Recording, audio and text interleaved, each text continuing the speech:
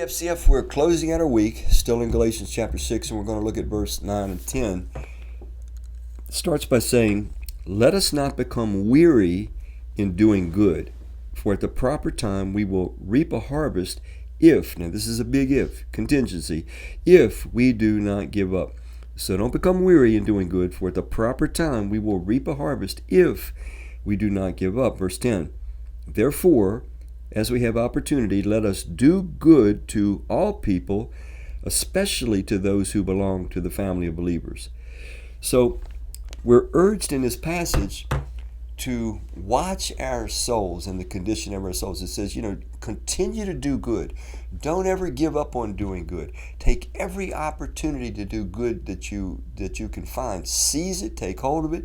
It is the idea that goodness is intrinsically worthy of our devotion. We're headed for a kingdom. We're headed for an eternal existence where everyone is good and does good all the time and looks for endless ways to do good to one another. So when we do good, and this is the tricky part, when we do good in this life, we have to do good on the basis of its intrinsic worth.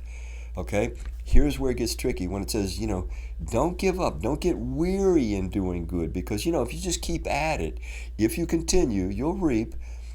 We tend to get in a trap where it's like, oh, I'm doing good for someone, but we're kind of secretly, without even maybe knowing it, we're kind of measuring their reaction.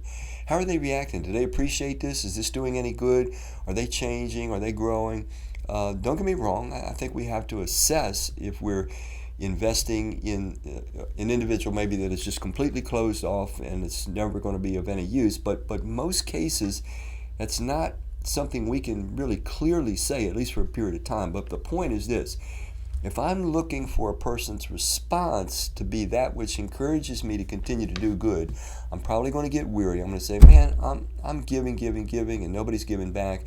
Nobody's appreciating it. Nobody's thankful. Nobody even seems to notice. I'm just being taken for granted. I'm just being used. I'm just being abused.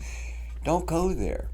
Goodness is intrinsically worthy of doing. Listen, we cannot do good without blessing and building our own souls and being more prepared, more kind of in line with the kind of eternal existence we're going to have. But we have to be careful, because there are going to be times when we're going to be tempted to become tired of doing good, tempted to become weary, tempted to think this is all a waste. Now God promises, no, if we keep at it, we will eventually reap a harvest. Now you say, what does that mean, Randy, to reap a harvest? Does that mean the other person will finally respond? Sometimes.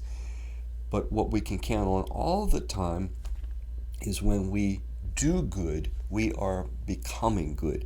It is in the doing that we develop. Our Christ-like character development grows by leaps and bounds when we do just what that verse says.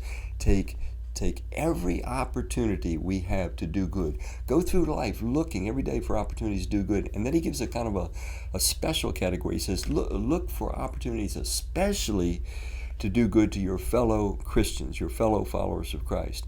So we have to be careful. Doing good is always worthy.